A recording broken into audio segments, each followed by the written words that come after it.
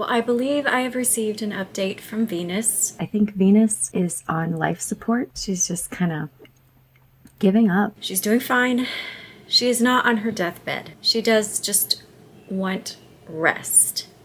So she's in Cancer right now. She's just in her shell. It's just like, fuck off. I'm Venus. I need my beauty sleep. It's not a big deal. And I just keep coming around and like knocking on the shell and checking on her, and she's just like mad at me, I guess. But she's fine. But while she's resting, human romantic love just kind of sucks. And it's okay, because the whole journey thus far has kind of sucked. We've been laying a lot of groundwork, basically, like laying electrical lines, like just the dirt's been all dug up. Nobody's yard looks nice. All the flowers and bushes and wildlife, everything's traumatized. But we're gonna get electricity out of this eventually. There's a reason sex and death have always been considered together. We've viewed human life as this straight line that goes from sex, conception, to death. The termination of whatever concept we created for ourselves while we're here. And if you happen to not like this experience, sex caused it all. So sometimes people just form hatred toward it for that reason. I mean, there's just way too many ways to go on this topic. And right now, shit's really bonkers. On the political right, women are people with honkers. On the political left, women are chest feeders. All is chaos. It's so freaking whack that I've started waitressing again. It's this weird, controlled chaos when you work in a busy, busy restaurant and you have no idea how you get from start to finish, but it all just kind of happens. And the fact that it happens reassures me that this rhythm takes place also in the universe, and that sometimes we have no idea how things get achieved. There's just a rhythm, there's a rhyme, there's a reason underneath it all. The chaos of a restaurant somehow helps me deal with the chaos of real life. All you have to do is be still in the center of that chaos.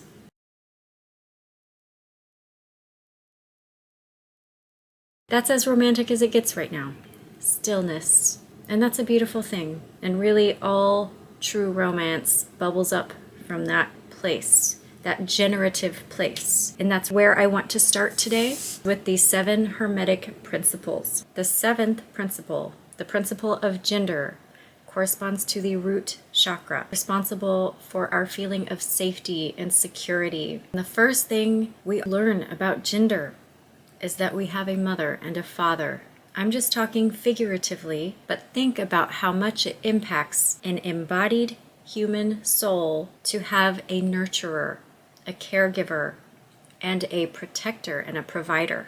We need these things, and they lead to a healthily formed root chakra. The masculine and the feminine manifest on all planes of existence. In the Kybalion, it likens this to electricity, the positive and the negative. We need these two forces to create light.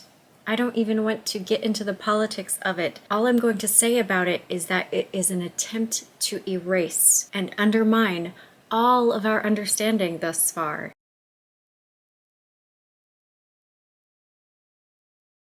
It's like we are trying to pull out all of the lines that we've planted, trying to create a system of light for all. Because nobody's yards look nice, people want to come along and say that there's something wrong with the natural law, and that's not the case. This leads us into the 6th principle.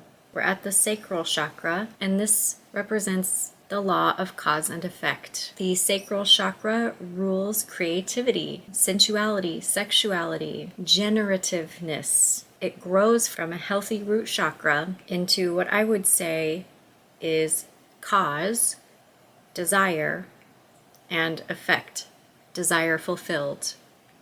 The process of creation is the process of a desire coming into manifest form and experience. All things occur according to law. Chance is only law that is unrecognized. I tend to also associate the sacral chakra with flow.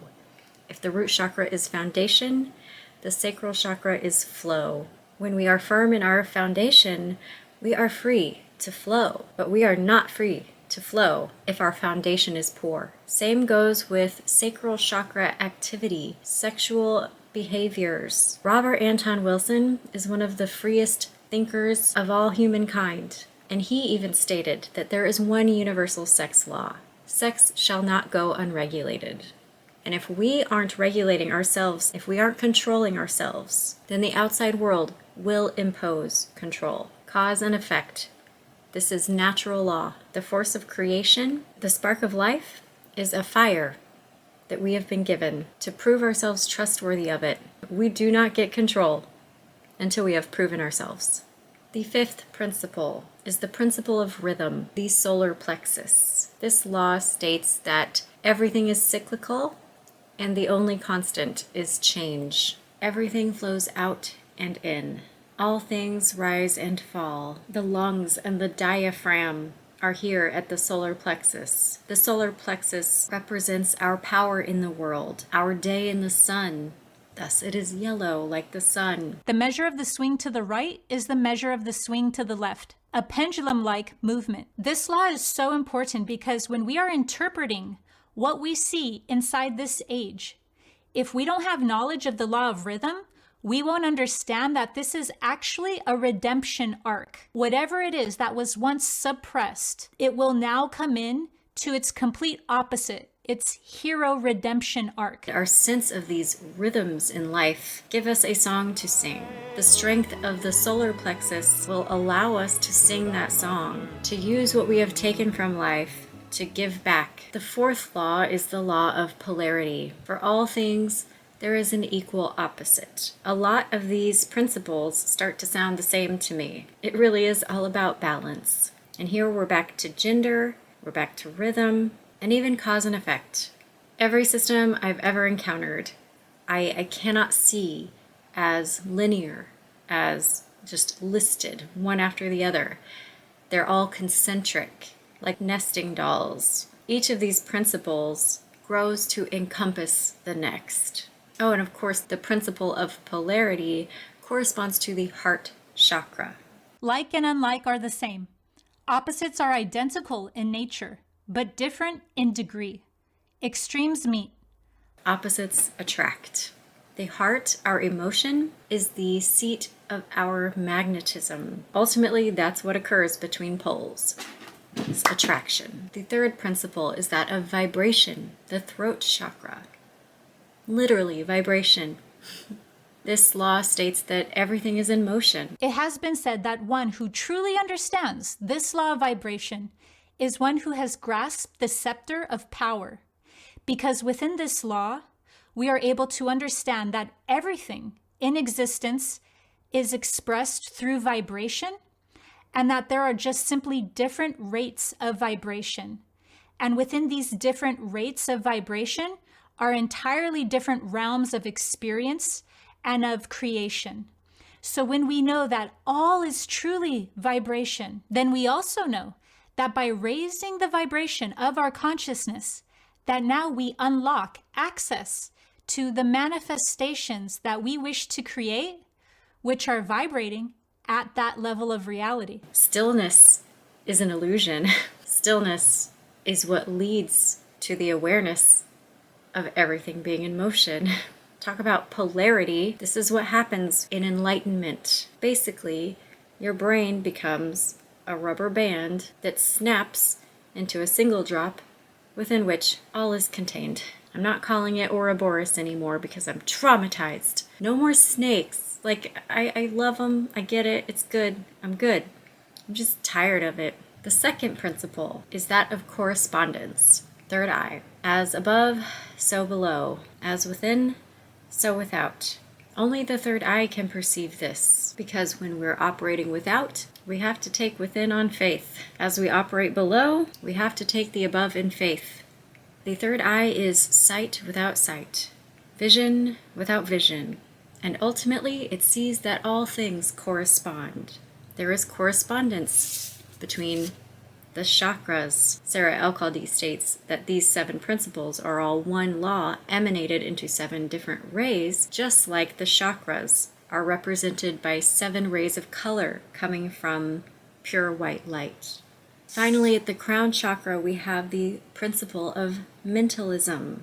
All is mind. Being aware of this first universal principle of mentalism can directly improve our lives by understanding that before anything gets drawn into the manifested physical outward world, it is first harnessed through the creative intelligence of the energy that we know as mind. So applying our mental faculties to our creations is how we first draw them in to the physical world. I let Sarah explain that one because I'm much more comfortable with the emotional domain, and the mind has just been a huge turnoff lately, to be honest. Whatever is manifesting out here, it's just a little too mindy for me, and I'm with Venus. I'm just gonna beauty rest through it. So we have the principle of gender, corresponding with the root chakra. The principle of cause and effect for the sacral chakra. The principle of rhythm for the solar plexus. The principle of polarity for the heart chakra. The principle of vibration corresponding with the throat chakra. The principle of correspondence to go with the third eye chakra. And the principle of mentalism representing the crown chakra. One law emanated into 7 different rays. 7 different rays. Keeps it nice and tidy. Oh yeah, and I came up with all these F words because F words are great. Anyway, I am the Hermetess. This is content of which I am the creator. Well, I guess I'm kind of just repackaging. Yeah, we aren't really creator beings. We're just repackaging beings. I don't know who started all of it, but they're also to blame for all of it. So I say we just pin the tail on the donkey. God, let Jesus take all the blame. Let him die for our sins. It's already done. Now let's go be free by getting our shit together. Another paradox. I'm sorry. It's just going to be paradoxes forever. You have to grow your brain like a pregnant belly to conceive the paradoxical nature of this existence. That's right. Women are chest feeders. Everyone is a tadpole. And the brain is a pregnant belly. And conceptually, we're just all screwed right now. I think it's because the repackaging is just in process. Let's not judge anything that's going on right now in the world at all. We're under construction.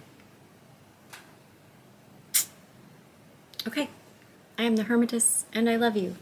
Peace out.